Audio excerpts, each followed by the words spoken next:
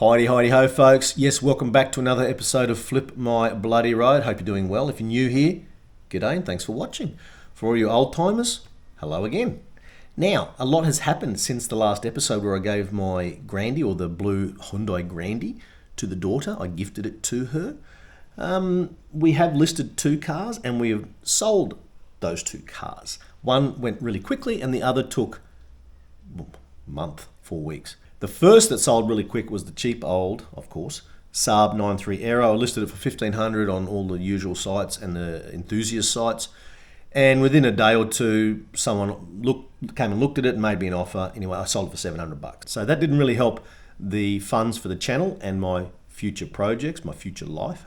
We'll go and look at some footage of the Saab being picked up, and then I'll catch you back here in a minute. The Saab, like all the others, was a rescue ride. We rescued it from the auctions in Victoria, picked it up for $800. It served its purpose for 3 or 4 years. We maintained it, spent a bit of money on it, but look, it's let go and I can't keep it any longer.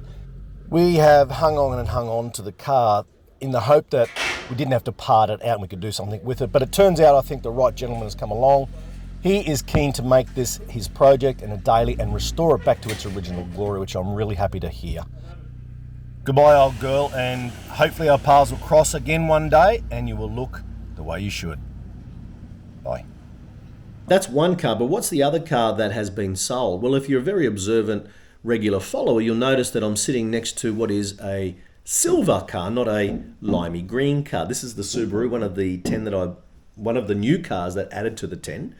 Usually the limey bastard resides in this position, but she is no longer here, obviously because we have sold it. 4 weeks, which is a little bit longer than I expected, but I think it's because I sort of put myself into a corner with the patina, very, very niche market. Had multiple viewings. I had 4 viewings, a dozen online inquiries, multiple ridiculously stupid offers, and multiple dickhead comments on Facebook. But in the end, it has sold. Let's go and check it out, and we'll catch you back here with all of the other details regarding costs and that kind of stuff. Let's go.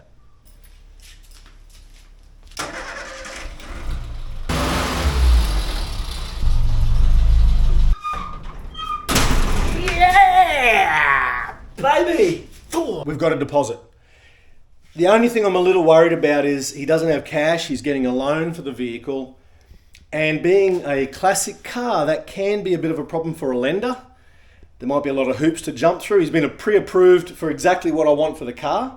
Lucky me. Fingers crossed, I'm willing to battle through it with him, but fingers crossed, he's able to get through all of the legalities and the wants and needs of the lender. And dear old Limey will find a new home. He loves it. He thinks it's fantastic. He thinks the look is awesome. He's not a green fan, but he said what you've done is just made it pop. Positive couple of days. Big reception for the car at 2 car shows. Must have stirred up the karma, put it out there in the universe, and it's paid off. Just hope it goes through. Now that a deposit is taken for the limey bastard, the process for the financiers begins, and one of the requirements is to have a roadworthy done. I did get one when I first registered limey bastard, but that has since lapsed, so I've called upon Anthony to come out and do his thing. It wasn't all good news.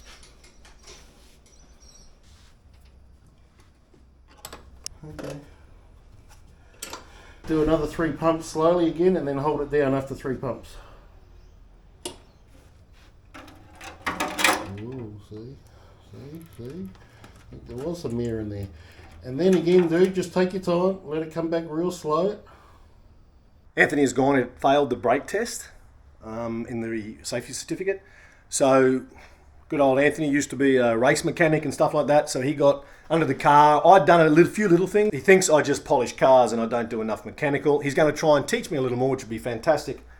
But we needed to readjust the brakes again. I had done that in the past, and I always thought they needed bleeding, but I thought they felt okay to me. But we bled them up and we did a lot of work with it, and then we actually went for a 20-minute drive, got heat into the brakes and kept pounding them and emergency braking for a good 10 minutes, and the brakes came good. He said they needed heat in it. It's probably been a while since they've been driven hard and properly, They're old-fashioned drum brakes, so it's like the drum itself and the material in the brake need to be basically heated up and reactivated, I guess. I don't know. Anyway, that's done. I'm going to do the paperwork for all this shit now. So I'm going to get upstairs and get stuck into that. Eventually. Well, the time has come.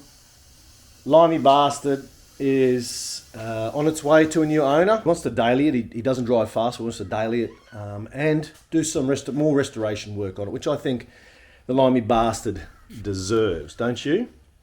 So they will be here soon. I'll try and get a bit of footage of that.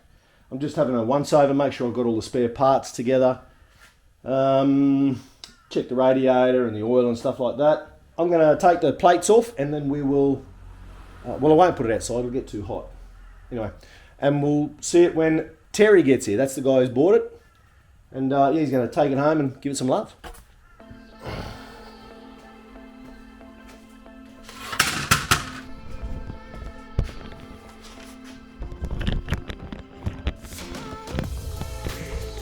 Now, when it's ready to go, there's all your shit.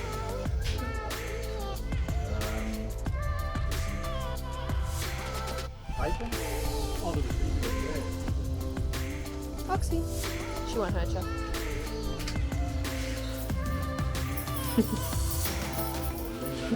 Thank you very much, Terry, honestly, mate.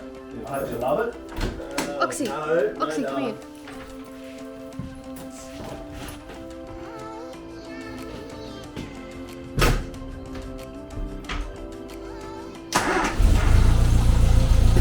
Beautiful. I can't hear you. Always starts good. Yeah.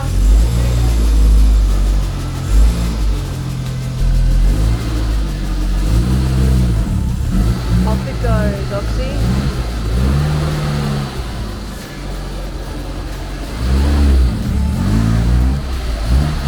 Go there.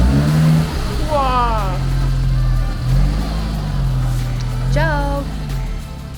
Arrivederci.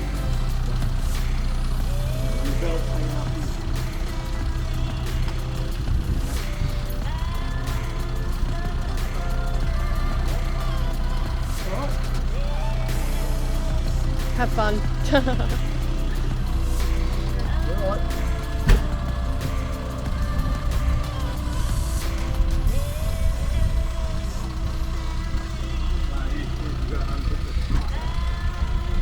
roller. And the door's got to be... I'm happy. He fucking loves it.